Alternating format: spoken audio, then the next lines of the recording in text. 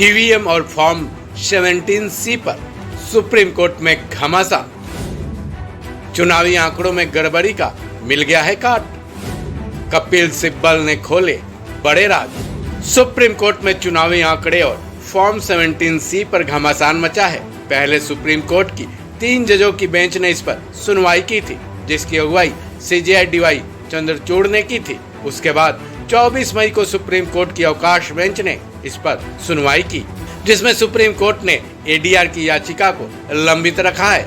वहीं अब supreme court bar association के अध्यक्ष कपिल सिब्बल ने EVM, फॉर्म 17C और चुनावी आंकड़े पर एक ऐसा राज खोल दिया है कि चुनाव आयोग के शायद पसीने छूट जाएं। चलिए जानते हैं कपिल सिब्बल ने कैसे एक एक करके इसके बारे में बताया है। देखिए, ये एक टेबल है और इस टेबल में ऊपर जब ये जो आफ्टर रिजल्ट बटन, ये ऊपर की जो टेबल है उसमें लिखित रूप में लिखा है कि 4 जून 24 और उसके नीचे लिखा है time.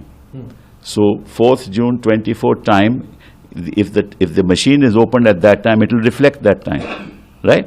If the machine is not opened is opened at that time and reflects another time, it means the machine has been opened earlier, right? So this time must tally with the time when the machine is open, right? And if there is a difference, that means that the machine has been tampered with earlier. ठीक है? तो ये जो वक्त है उसी वक्त वो वक्त दिखाएगा जब मशीन ओपन होती है। तो अगर उसमें कोई अंतर हो कि पहले कोई वक्त दिखाए तो निश्चित रूप से उस मशीन में टैंपरिंग हुई है। तो ये सावधान रहना है इस बात को कि जब मशीन खुले टाइम वही होना चाहिए जब वो खुले। ठीक। दूसरा, सीरियल नंबर, आप इसका नोट करोगे, सीरियल नंबर वही होना चाहिए क्योंकि सीरियल नंबर ऊपर है। जैसे मैंने आपको बताया, serial number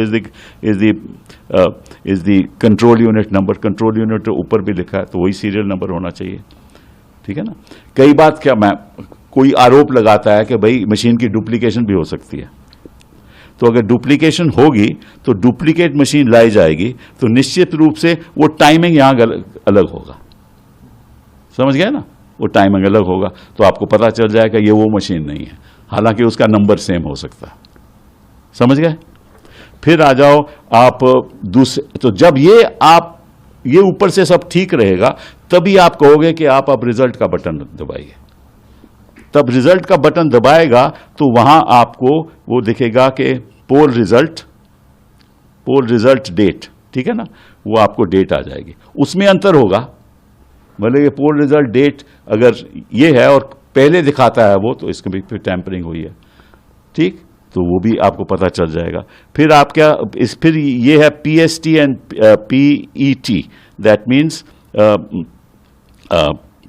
pole end time and poll start time. तो वो भी आपको यहां मिल जाएगा, poll start time, poll end time, और बाकी सीरियल नंबर वो मैच होना चाहिए, बाकी तो वैसी बात नहीं। और पोल टोटल वोट्स पोल वो उसमें आ जाएगा, मशीन में ही होगा, तो आप उसको नोट कीजिए। अगर आपके पास 17C फॉर्म है नहीं भी है तो आप नोट कर सकते हो टोटल वोट पोल्ड, और अगर काउंटिंग में कोई अंतर आता है तो फिर गड़बड़ी है।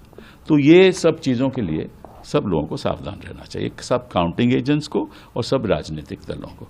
all candidates and all political parties should be aware that this protocol must be followed, and that the time should be the time when the machine was opened, and if it shows some other time, then something is wrong. Serial number should be the same. If it's not the same, then something is wrong. And if the poll result also there is a difference in date, then that means that somebody has tampered. Poll start time and poll end time is all reflected, and the serial number here must match with the serial number of the control unit. That's all.